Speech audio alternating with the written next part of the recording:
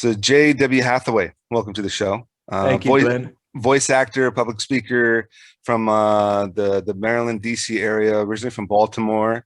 Yeah. Thanks for coming on and tell me a little bit more about who you are, what you do, what you've been up to. Thanks for the invitation. So as you mentioned, my name is J.W. Hathaway. I'm a bilingual voiceover talent. And so what I do is essentially lend my voice. I give life to clients, products, their services.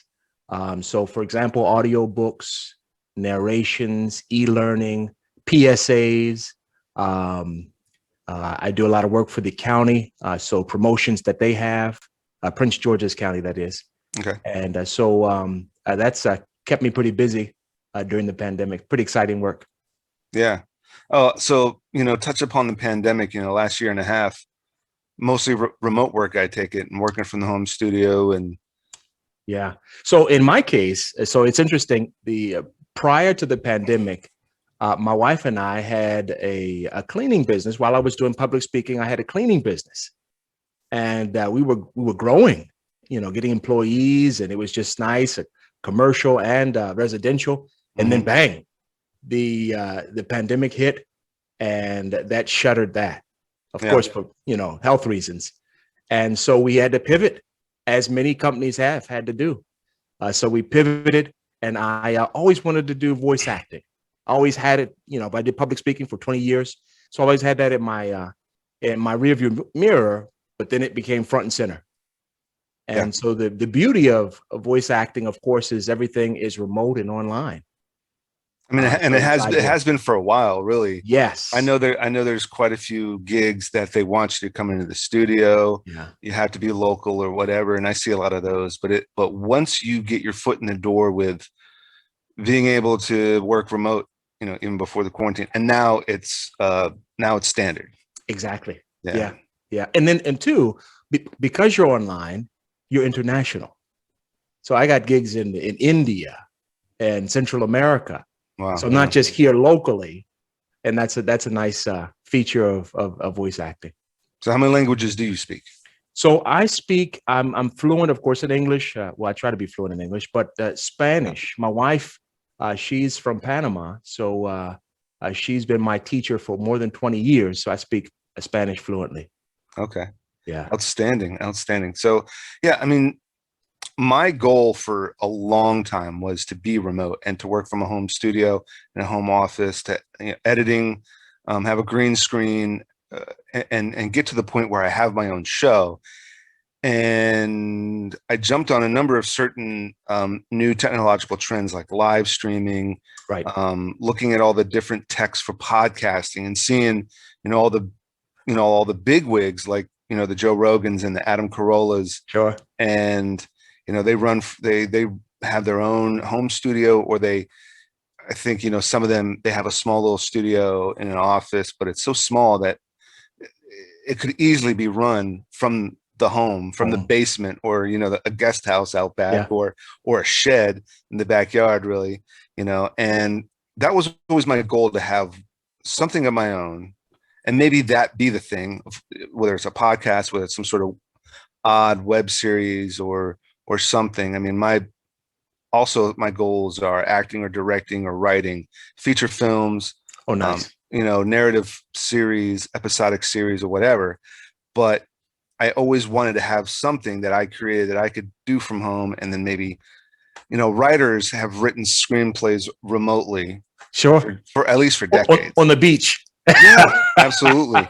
And so, you get this one thing going from home, and then, you create a viewership, you right. create an audience, you create a product or a couple of products, brands, whatever, and then you've got that churning from the comfort of your home. Because me and the wife, we got a kid now.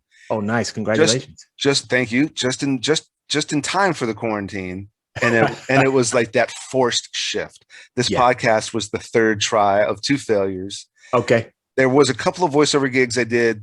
I continued these 2 web series that only require, maybe 8 hours of 8 hours a day of one different person in front of a green screen for, I think the production is like 4 or 5 days not even that, maybe 2 to 3 days per season per show. Oh, wow. Have somebody come over, they got to wear a mask. If I'm vaccinated and they're Sure. vaccinated, hey, too easy, too perfect.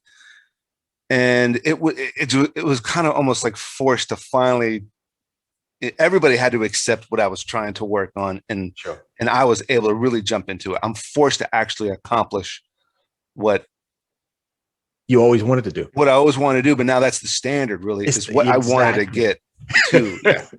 So that's the beauty of it. So I mean, high tech studio, I see, with your mic already, Yeah.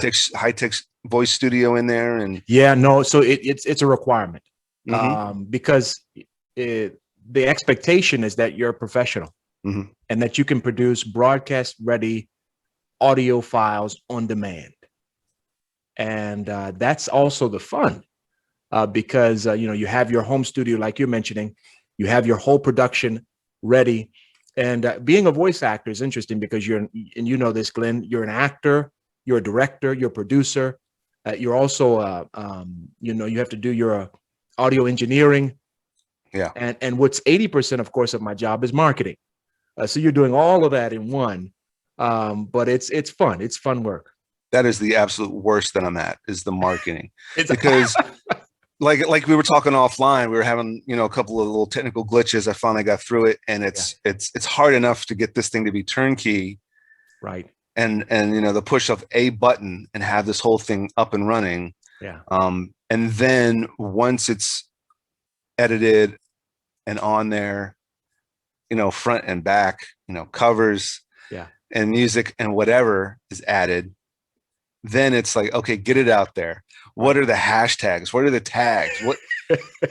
What's the I just what want are to get some the traction. what's the socials that I need to use? I mean, Right. Is Instagram the main thing? I Right. don't know. I mean, I can't keep up. So since I'm terrible at it, I have all the socials, and then I'm sitting on there just trying to, Plugging and away. then it's like, putting in the work for each app, and like uploading do I upload a snippet? Do I upload a screen grab? Do I upload an audio clip?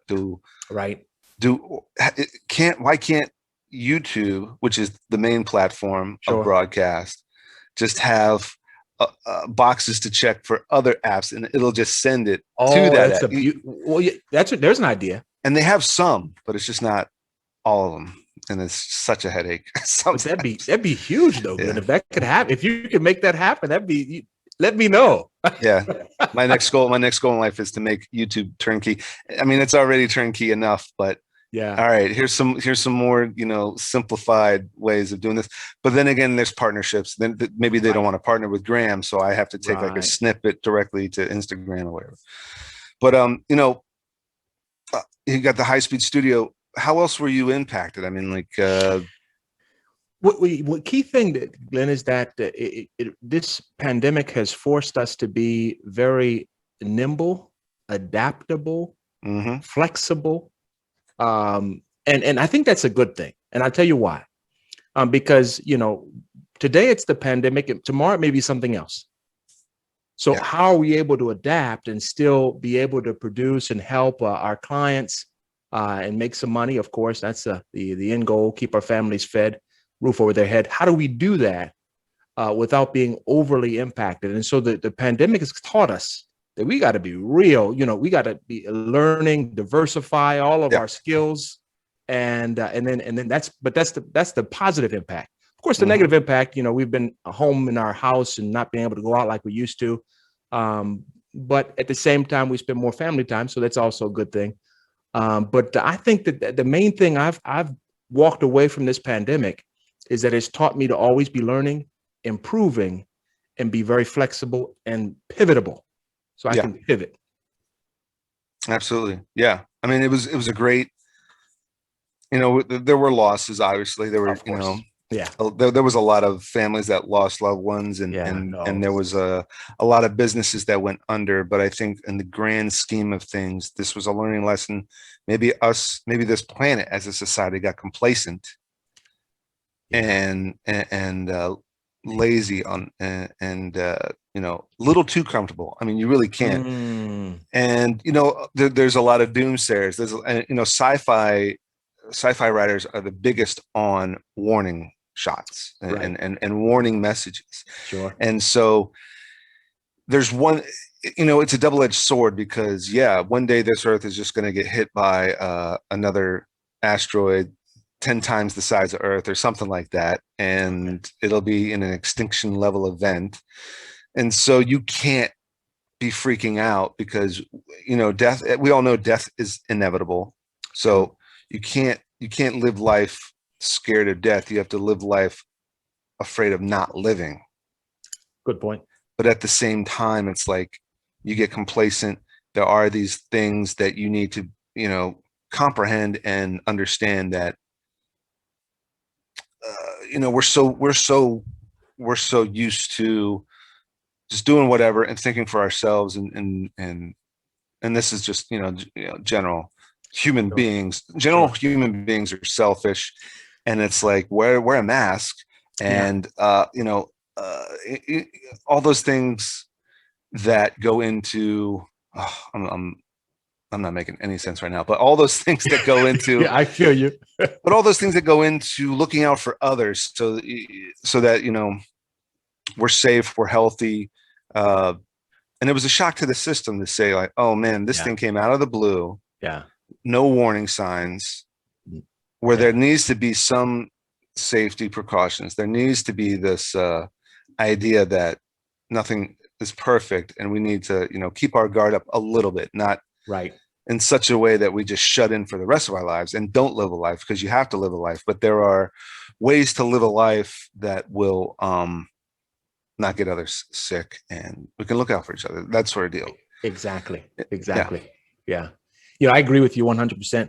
It has forced, at least on a basic level, for us to be thinking outside of ourselves, which is always good. That's the, I wish I had you, hosting this show, thinking outside of ourselves. Yeah. But and like you said, that's not the human tendency. Right. Of course it's not. Yeah. but doing it, one thing that I've seen as a trend, of course, at the height of the pandemic, everybody was really just, help out and do this. And now we're getting back to, what, so-called normal. Will that continue? Did we learn a lesson from that? I guess is the point. And we can only answer that individually because, we can't answer that for others, but individually, did I learn a lesson? And so me and my wife, we've thought about that a lot.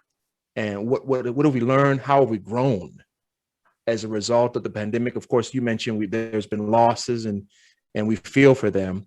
But at the same time, you also take how have we grown? And myself, for example, going back to my career, the voiceover is something I've always wanted to do. I've done public speaking for years, but specifically voiceover. And now that I can do that, it's like, wow. It's like you said, I always wanted to work from home. And I worked in the finance industry for over 5 years. I was with Bank of America doing banking, and great job. But I was tied to an office 9 to 5. And so now, I can work when I want to work. And of course, I'm always on the clock because there's always clients who come in and need a job, and I do it. But it's just that flexibility and freedom is nice. Yeah. And you meant I when I had to pull the trigger and go full-time freelance, looking back, I did it at a time where it wasn't going to be comfortable. It's not like, okay, I did this 9 to 5 for so long. I'm financially set. Right. I'm wealthy. I'm rich. Now I can work for myself. Now I can do it. No, whatever. I went full-time freelance strictly based on, I hate what I'm doing now. Yeah. And regardless of what I have saved up, what I got in my pocket, regardless of that, regardless of what debts I owe, regardless of student loans and a mortgage, I'm going to pull the trigger on this. And that made me strive for it even more and reach out and book those gigs. And I always thought, and I always think of what's his name? Andy Dufresne from Shawshank Redemption. Okay. When he was trying to build that library and he was writing 1 letter a day to the state or something. Right. And so finally, after 10 years, they sent him a check for, I think, $25, and he bought all these books. And and Morgan Freeman read, or somebody else, maybe William Sadler, the other character, said, "Are you going to stop writing all those letters?" And he goes, "No, now I'm going to write two letters a day." Yeah. And so that was, and that always stuck with me. And so it's like, okay, now I got this, now I booked this gig. It's an acting gig. It's actually on TV, or it's a commercial that people are actually seeing. And I'm getting texts from people. I just saw the plumbing commercial again. Right. And so, but it didn't pay well. So now I got to apply to twice. I got to write twice as many emails a day. Exactly. I got to apply to twice as many gigs on Dragonuck or Backstage or Right. casting networks or whatever Sure. app. What other apps are out there? Every set I'm on, hey, what apps did you book this on? What site did you book this on? And I'll take notes and I'll set up an account with that. And if I can afford, and as I start making more money, then I can buy the premium account and then start booking even more work. Right. But you know, the choice had to be made at a time of inconvenience in order to push for it to be the thing, to be the convenience. Right. But you're going to push even harder because it's something that you want to do. It's not, Exactly. And no offense to banking, no offense to car sales, no offense to real estate. Sure. But I wouldn't. I mean, I might get real hungry for that commission for real estate. But well, they're doing awesome right now. Right. But you're going to push. You're going to put in the extra effort for something that you love and for that you actually want to do. That passion. Yeah. Yeah. Yeah. Yeah. Yeah. I couldn't agree with you more.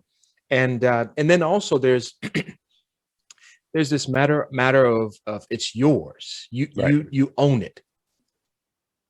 This is you own the success and the failure. So this is all you. And that's liberating. Of course, nerve wracking. You got to have, nerves of steel because things don't always go up. They can be just, go stale or just, there's no activity. Right. But ultimately, like you mentioned, if you're always making contacts, always partnering, always trying to help others, then, I got to call a buddy of mine. He's a photographer and I wanted him to do some photography for headshots and his prices were a little high. And I said, hey, listen, I'll do some voiceover for you. And then maybe we can just, barter that and you can do a headshot for me. He says, well, how about this? I got a client and they need a voiceover. And this was this huge account. And I came on the tail end and did the voiceover for him. So that's the beauty of freelancing because it's organic and if you're good in partnering and you have a good network, then work just comes eventually because of that. Yeah. And you start, and when I think of that kind of bartering and that kind of networking and willing to say, hey, I'll do this for free. I'll do this for free for you. Keep me in mind for the next thing, or, I'll do this for you. You do this for me. And then there's like this network. And then, but also another big thing for me when it comes to collaborations and networking, creativity, producing is experimentation. Yes. And so thinking, okay, what kind of voiceover would you have done for a headshot photographer? Right. And what that turned into, but you just say it. Hey, how about I'm a voiceover artist. You're a photographer. How can we barter services? Because I can't afford your headshots. And then, but I'll do some voiceover work for you. And it turned into, you do voiceover work for this client. Yeah. Who turns out to be a huge client. And then there's this kind of like weird, awesome cauldron of creativity and networking and flourishing of growing. Exactly. And that's the beauty. That's the real beauty. And that's what gets us up in the morning because we can have potentially 5 or 10 of those. Yeah. And then that just, of course, we'll be able to drive our brand and help others. And then ultimately what's nice though, Glenn, is that we'll get to a point where they'll just come to us. And that'll be the ideal that, you get, like you mentioned, Morgan Freeman. So he doesn't have to do a whole bunch of marketing because they just come to him. Yeah. And he obviously he's voiceover, he's voice recording for every other thing that's out there. And he knows, and it gets to a point where maybe he knows, because there's a lot of people that will do like the spoofs of him voicing, and they've been popular as a result. And those spoofs have been popular, and now he knows that. Now he knows what he's being parodied for, and then he'll go out. So I don't know if you saw Coming to America, I didn't know. But he emceed and did like this long monologue for the funeral of the king of that country, the African country, in Coming to America. But he was even there. Wow. Yeah. In this comedy, knowing he's the voiceover guy now. Yeah. He's so big he's also known for such huge, Oscar-winning movies for acting on screen. Yeah. Yeah. But it gets to the point where if he's being typecasted and then he's being parodied, he embraces that and then parodies himself. For what's being parodied. Yeah. And finally Nicolas Cage kind of worked his way around to accepting that, he does exactly. He's over the top ridiculous, but then he was casted in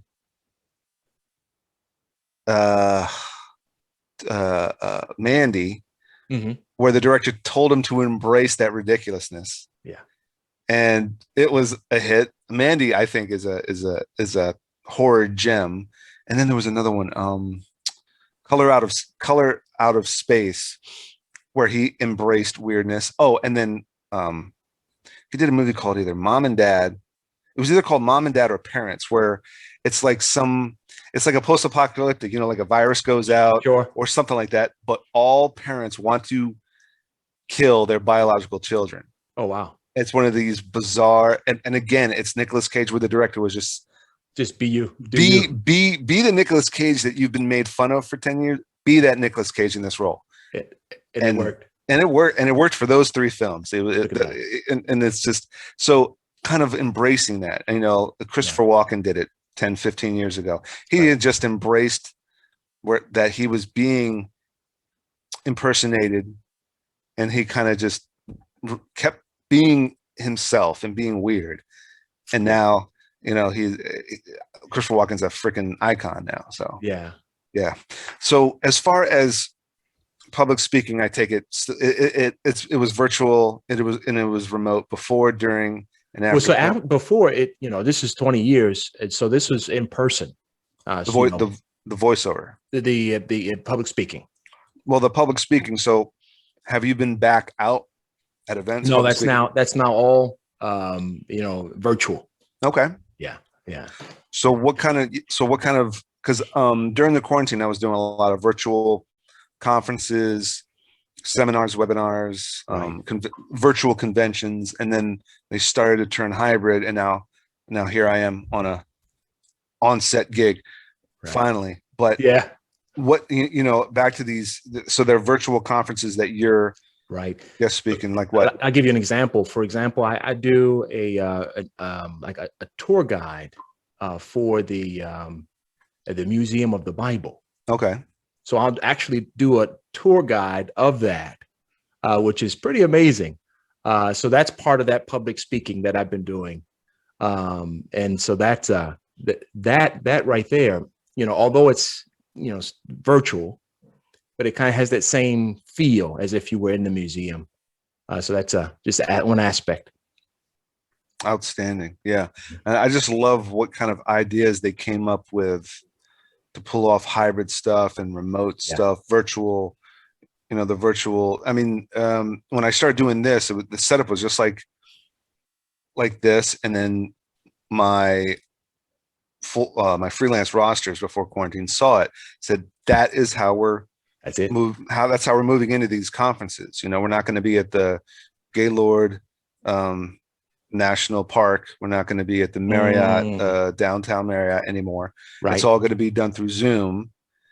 And then fast forward I think it was October, November was my first hybrid, where there were a couple of MCs at the Marriott in Okay. Nashville somehow, but they got, they work out that audio video and they work Sure. out the audio mixer, and they can communicate to the people in Zoom, and you bring all the different cameras and all the different Zoom videos in, and, hybrids and what have you. And it's just amazing what, for lack of a better term, it's amazing what a disaster will Bring out. kick us, Yeah. bring out in the survivors. Yeah, without question, question. And I think we're forced to tap into something that I believe all of us have, and that's tremendous potential to just do good. So, I'm a firm believer that, everybody has this hidden potential Mm-hmm. that they haven't had the circumstances or resources to really, bring out. Yeah. And this pandemic has forced us, our creative, abilities, thinking outside of the box, because there is no box, or you're stuck in a box. So you have to now think outside the box. And, but that's ultimately, good. It makes things more rich, more diverse, and just a better experience. So Right. I to your point, it has brought out a lot of, of course, there's been bad things, but it's brought out a lot of good things too. Mm-hmm. So what's next on the agenda? The next set of goals? What's next on the agenda for, say, 6 months to a year from now? So I am I'm marketing right now. I want to get some real name brand gigs. I'd love to do voiceover for a hometown company, in Baltimore, Under Armour. Mm-hmm. That'd be a nice gig. And so one of the things that's nice about that is that when you have those, brand name commercials, they really put you on the map, and then you get more gigs. So I've done a lot of local, I've done some international, but getting some name brand companies. Be nice to do something like a Tesla. They don't have much marketing for Tesla, but they don't need it. Q2, they sold 200,000 cars, so they don't need a lot of marketing. But it'd be nice to be able to do that. And so that's my goal.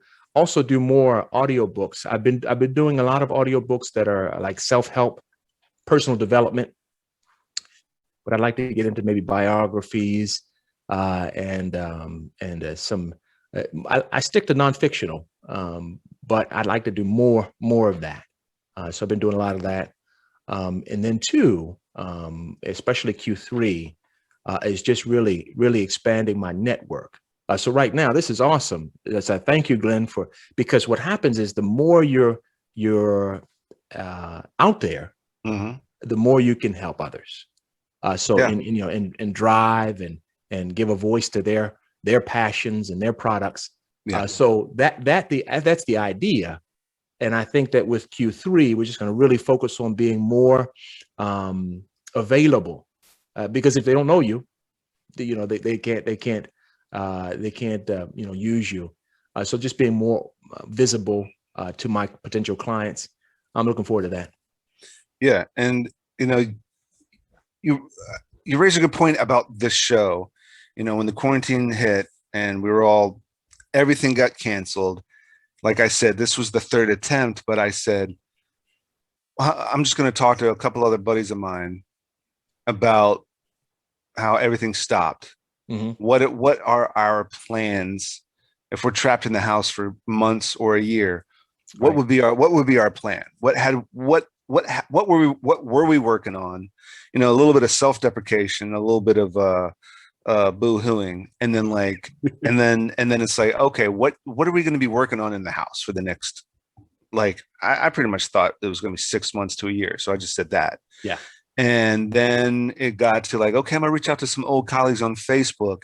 Mm-hmm. Reached out to them, got them on the show, and then it just turned into straight up. And I think this is how you and I linked up. I just straight up spammed everybody on LinkedIn, couple of filters, motion picture entertainment broadcasting, something like that. Yeah. In the States, English speaking, and then and obviously being bilingual is fine, but English speaking, because I only speak English, so it's only gonna work for this show anyway.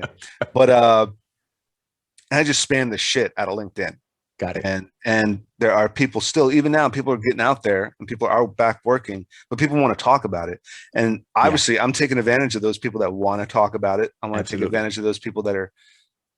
I want to take advantage of those people that are taking advantage of the quarantine and want to talk about what they're working on and what they're excited about getting finished and getting out during or after the quarantine. And let me just, I hate to interject, but one thing I think, Glenn, is that the power of podcasts. They've just exploded, especially now with the quarantine. Absolutely. Most people now get their content and their education through podcasts, engaging, interactive, funny, human, real talk. People love that. I mean, and so this has been, the way that we've stayed connected through podcasts. And I applaud you for really doing it. But nowadays, what classifies a podcast?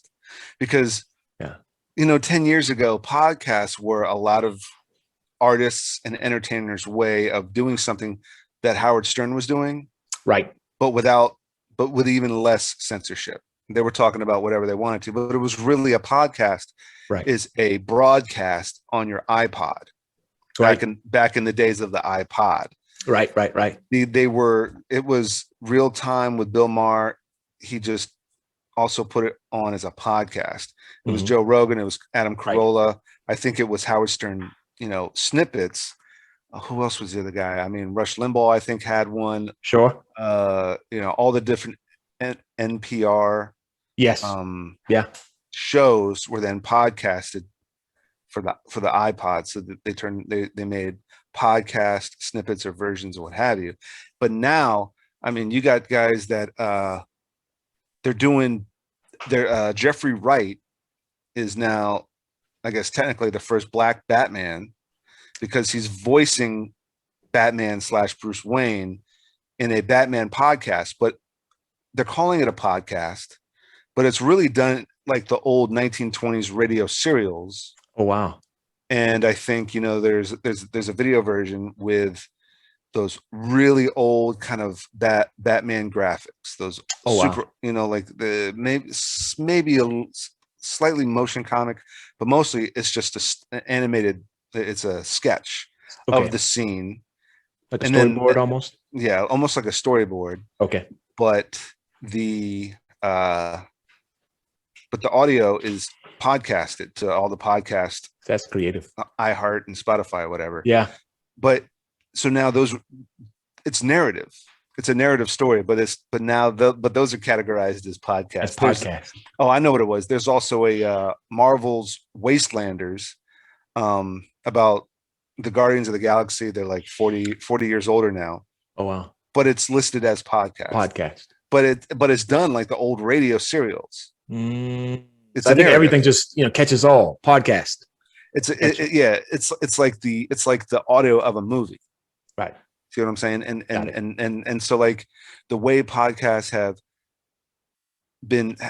kind of grown and diversified, because really a podcast is a broadcast of whatever it may be, a broadcast on an iPod, but now it's your iPhone or your Samsung or your smartphone or whatever. Right. But back in the day, it was that iPod. But iPod. I mean, yeah, it's just this trend, and back to what we were saying about this, what I decided to do here, taking advantage of people's stories and getting it out there. But I'm also, but also it is a shameless attempt to network.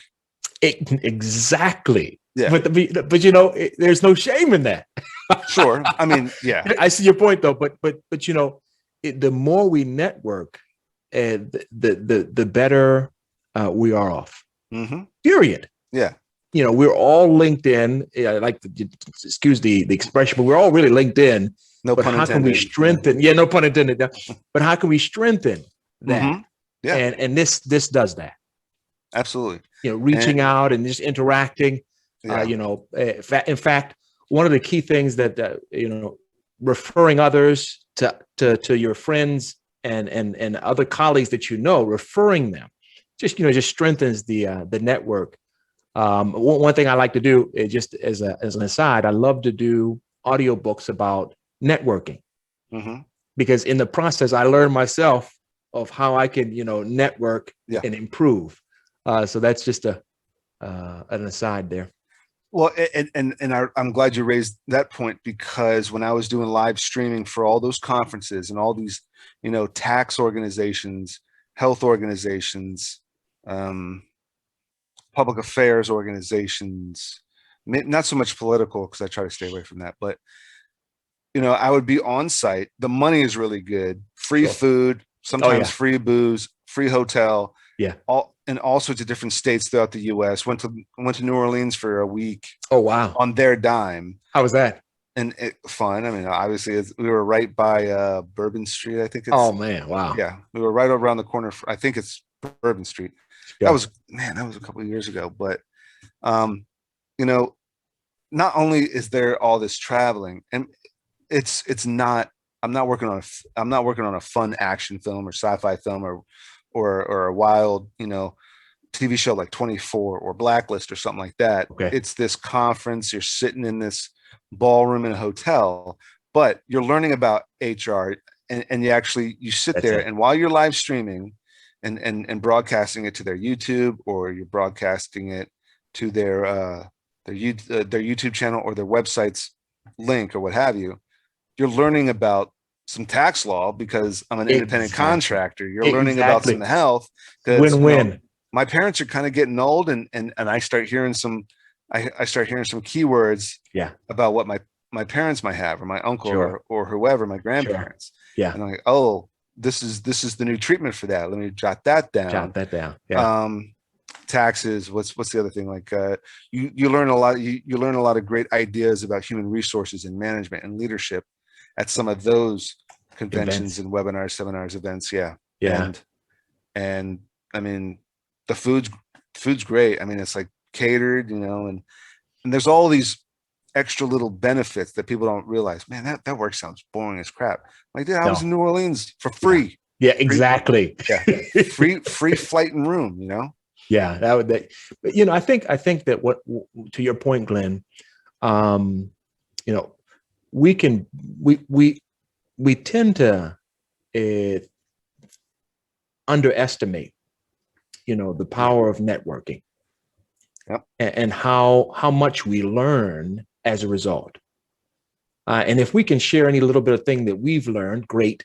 But we usually get more than what we give out as a result. Like you mentioned, that experience, that was, you on so many levels, you benefited from that, and that's the idea.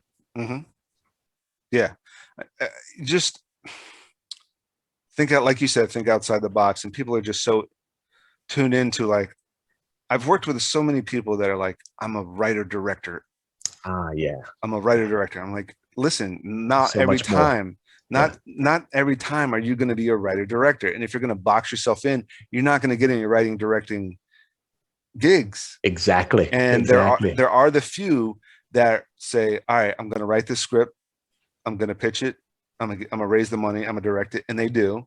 Right. But you got a lot of folks that do that, and they're like, okay, I'm going to edit it, I'm going to shoot it, I'm going to and micromanage every little aspect of this film, and it blows up. Or if they're like, I'm a writer director, I'm and only that, then they get boxed in. They don't get any work. But so of course I've got screenplays, and I'm an experienced director, but I'm willing to AD so that I can work with directors and other directors. I'm an actor, right? Because I have military experience.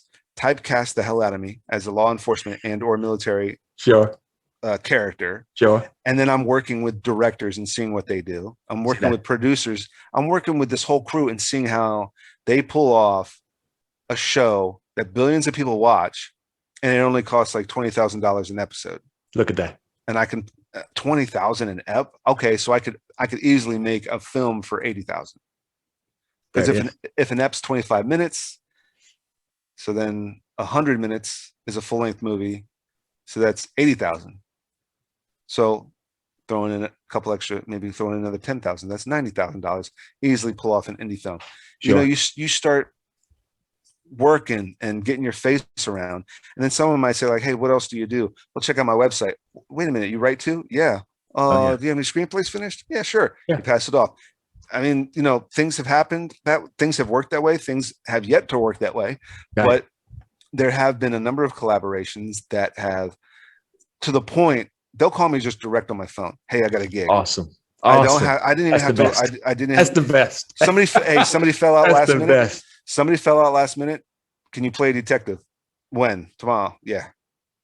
And that's happened twice. It doesn't happen every day. That's amazing. It hasn't happened. It has. But yeah, I mean, it feels great because, you know, the guy was like, listen, I've worked with you. You know what you're doing. You know that you know how to play a cop easily, but you know, you're always on time. You always show up. You're professional. You're easy to produce and direct on set. I'm like, yeah, I'll be there.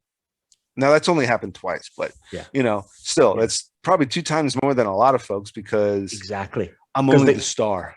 Right. That's it. They box themselves in. In fact, I think in VO voiceover, many people, you know, start this saying, "What I'm going to do in narration." And what happens if their voice is better for characters, or, you know, e-learning, or another genre? And so, to your point, you know, essentially, we let the market tell us what we're good at, because they'll book us based on that. Not us saying, I'm going to be this, and that's the only thing I'm going to do, and that's it. So to your point, you know, being willing and having all of those different skills in your toolbox allows you to be very versatile and marketable. Yeah. And to your point, being marketable. And again, that's something that I really have to, like, you know, start training myself on, is how the hell to be marketable.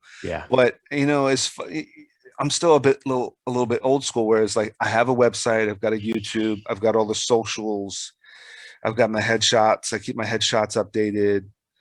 I keep my acting and directing, my acting and production reels updated. And that's about it. That's like the best I can do to market myself.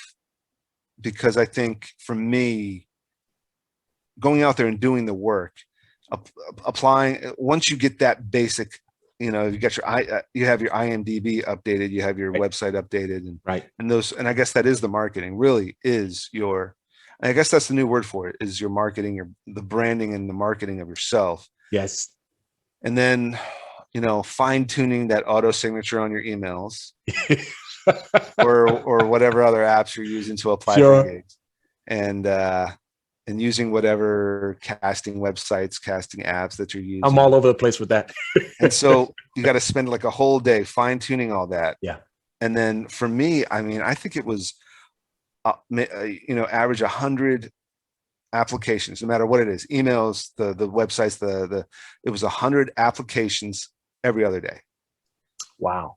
And because you just have to step back, and on the other day, you got to go to the gym, or go to the pool, or just watch TV. There, you know, like there is that need for relaxation and meditation and entertainment and stuff like that. And you know, going back to boxing yourself in, I mean, I'm at the stage now where I'll only turn things down for time with family, time with the wife and kid. Of course. Because if someone called me and said, hey, look, I have some extra, I have some background work for 5 days, it's $100 a day. And I look at the schedule, I'm only available for those 3. I'll tell them, like, I'll do it for these 3 dates. I'm booked out for a much better gig. Well, and you know, when I say much better gig, you know, it's probably better paying, or it's a better role. It's a more featured role. Much because I've got another gig, or this is like the weekend with the kid, the wife and the kid. You know what I mean? Sure. And so, but I'll say, I'd love to do it for these 3 days. And if it'll take me for the 3 days, I'll do it for the 3 days. Oh man, Awesome. I'm only the star. Now I have those days free, Right.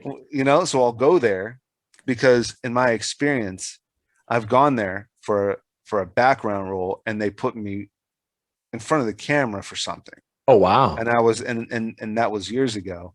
And then that thing will turn into a bigger thing will turn into a bigger thing. Exactly. And it's that constant work and grind to just keep doing it over and over. There's this meme that I keep seeing, and it's the simplest saying, which just, keeps me focused, and it's trust the process. It's only 3 words. Trust the process. Yeah. And yeah. Just trust. And to your point, there's a you mentioned the hustle, the grind.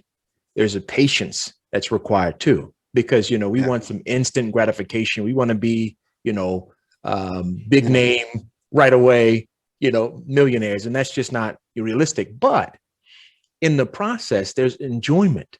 Mm-hmm. You're seeing yourself grow. You're seeing how you're impacting, helping others. You're seeing how your family's benefiting. So that trust the process is really that journey.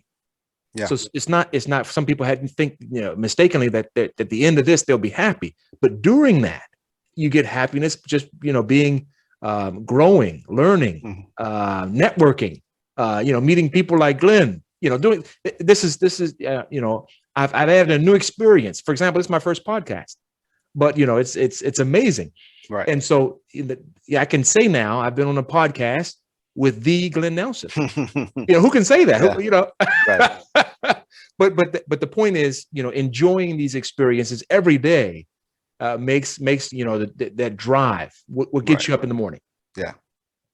Absolutely. And to touch upon patience there, and I'll admit I suffer with a lack of patience. So a key to that is staying active, staying busy. So say, for example, I got to drive all the way to Baltimore and meet with Pat Moran Casting and audition for, and it's just one audition, but I'm on the road for 3 hours. So that's my time to, call some folks, on the Bluetooth, of course, not texting and driving and I'm not holding it, Right. So on the, the hands free, make a couple phone calls to do the audition, make a couple phone calls home, go home, apply to more gigs. Right. And then I got this background gig for 5 days. I go there. If I'm allowed to have my phone, I'm sitting there trying to book more gigs. Exactly. I'm replying to emails. Right. I'm on the apps applying to gigs. Yeah. I might be on notes writing my own ideas and writing my own outlines and a summary of a screenplay or a film that I'm eventually trying to build a screenplay for. I'm staying busy, and the next thing you know, you wake up, it's been 2 months, you've been in 5 productions, you've been in 5 shows, you got 17 gigs coming up. Look at that. For the next year, and you're almost finished with a screenplay. And that's where you can kind of defeat your own impatience, is by multitasking in such a way. And then you got to set alarms to where it's like, okay, it's 8 o'clock. I'm gonna fall asleep in front of The Office on Netflix. Get up the next morning, gym, shower. Do I have a gig? No. Okay, I'm gonna go downstairs and I'm gonna write or I'm gonna edit something or I'm gonna apply to gigs. Right. And it's the next day, and you got your apps, you've got reminders, you got Google Calendar, and you trust that process. And the next thing you know, you wake up, quarantine's gone, right, and you're on a film. Exactly. And it's a blockbuster. Yeah, absolutely. So, kind of touching upon the process, what drives you? Okay. What drives you? So here's the thing. In my case, I'm passionate about helping people, as far as, their business, their product. And so if I can assist them, lend my voice to their product, their service, that gives me joy. So what gets me up in the morning is, how can I, use what I have, what gifts I've been given, to help, potential clients to reach their clients, to reach their customer base. And so there's just huge market. It's huge. For example, voiceover, it is huge and it's growing. And I know there's a market for what I have. And so they don't know it yet, but I'm gonna get in front of them. And so that drives me too. And then too, what drives me too is that my wife and I, just amazing relationship. We have over 20 years married, and it's really for her, and keeping her, happy, us, enjoying our marriage. And so that also drives me. So those things are just, always on the back of my mind, and, never quit, never quit idea. You mentioned that, you started your podcast once, twice, now the third time, but I'm not going to quit. I'm not going to quit until, I'm able to achieve this goal that I have. Yeah. And so that also drives me, to have a set, amount of goals already written out, and to work toward that methodically, diligently, regularly, and despite setbacks, keep going, and see where this leads us. Absolutely. Yeah. Outstanding, man. I mean, Mm-hmm. I couldn't agree more. What drives me is that I want to have something that I've made. Nice. You see what I'm saying? And Absolutely. always working on other people's films as an AD, as a Yeah. co-producer, acting in other people's shows and films. I love it. Well, what drives me is I want to remain in audio and video. Got it. Somehow. Okay. I would do radio if it paid well. Right. Yeah. You know what I'm saying? Yeah. If it paid enough because I got a wife and kid. Exactly. I would do radio for the rest of my life, because it's in that field, and I've always loved everything within this field, even new media. And when YouTube came out, all the crazy new stuff that came that people started thinking about to do on YouTube. Right. Like hybrid docudrama series and all these things. Right. I mean, that's and so I forgot the point. But anyway, yeah, staying within, film, like set life. Like that's always been a driving force for me, is your set life. Oh man, but you're only like an audio guy. Yeah, but I'm on set, man. Like I'm watching shit blow up. I'm watching people run around set on fire or something like that. You know what I mean? And like I'm on set though, right. And it's just and like you said, I could be an audio guy one year, and then I could be an AD the next year, because I would network with a bunch of folks. Exactly. And then 2 years after that, I'm directing something, and that's how it is. Yeah, just living that set life. But March 12th, 2020 is when, well, I'm sure you're in Maryland too. So when we went into, quarantine, Lockdown. Everything was locked down. So really kind of for 2021, January 1st wasn't the new year. The new year was, okay, March 12th, 2021. What's life like now? Are we fully vaccinated? Are we back to old normal, semi-normal, new normal, whatever? Right. So I know it's, July now, but what's the new normal? What's the new year, new you? Everybody says, for the past, 20 years, everybody was like, what's the new year, new you? Yeah. But also, what's the new normal, new year, new you? Okay, excellent question. So in my case, being ready for whatever. Yeah. That's really because, there's going to be a new normal after this new normal. Am I ready for it? Of course there is. Yeah. Am I ready for that? And positioning myself now for that, understanding that this, our life as we have it right now is going to change. How am I going to adapt successfully? And so that's really the new me, I didn't think like that before because I didn't anticipate, of course, a pandemic like no one did. But now we're forced to think about that. And so how prepared are we for what's coming next? Right. And so thinking ahead is really the new me, the new normal for me, always thinking ahead. So I have this today, but what am I going to be doing? Granted, X, Y, and Z possibility. How can I adapt to that? Yeah. Outstanding. Absolutely. Yeah. I love it. And that's important for, like we were saying before, that's important for us to not stay complacent. Yeah. Not get too lazy and too relaxed. We have to stay on our toes, not in an anxiety, depression, right. No, fearful way, but exactly. in more of a productive, excited way, but stay on our toes and be ready for anything. Right. Type of mentality. Yeah. Yeah. Absolutely. Yeah. Well, J.W. Hathaway, can't thank you enough for coming on and thank you. Sharing your stories, sharing your time with me. Sure. If you had one last point to make or one last bit of advice to give, what would that be? So I think, for all your viewers, is that, of course, tomorrow is not promised. So today, just really do your best today. Mm-hmm. And whatever that means, but to be your best you today.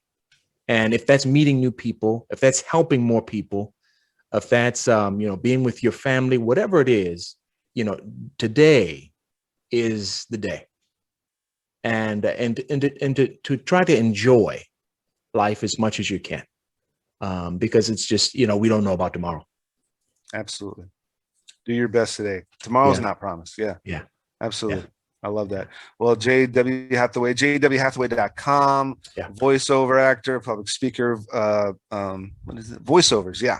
Voiceover actor, voiceover recordist, and public speaker. I can't thank you enough for coming on here and sharing your story and your last year or plus with us and making it through this wild year and a half we had. So absolutely. Thanks again, Glenn. This was an amazing experience. Fellow PG County. Yeah, there it is. Prince George, fellow Prince Georgian. Like we were talking a little bit earlier. I married up and I moved to Montgomery. To the Exodus. I moved to the Exodus to the promised land of Montgomery County. but yeah, can't thank you enough for coming on. Definitely gonna have you on again. And we'll talk before I let you go, we'll talk a little bit offline about some stuff coming down. So viewers out there, if you want to become an honorary member of the Zombie Squad, send me some hit me up on any of the socials. Send me the name that you want to be as your members. Favorite 1 or 2 profile pictures, what have you, your profile pictures on Instagram, Facebook, whatever, and we can squad you up. I will make you an honorary member of the Zombie Squad, and I'll design all this stuff. I'll design a T-shirt. I'll design your logo, your whole Zombie Squad kind of profile. If you want to be an honorary member of Zombie Squad, and give you the options to buy a T-shirt, to buy a phone case, to buy a pillow, to buy a tapestry, to buy a hoodie, to whatever the hell you want. But if you want to be an honorary member of the Zombie Squad, let me know. And but they got to put in the work though.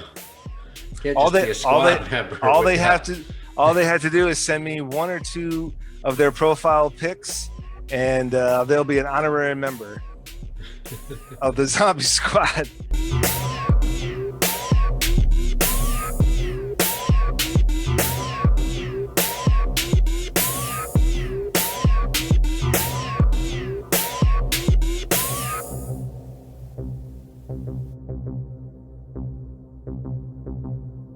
To the viewers out there,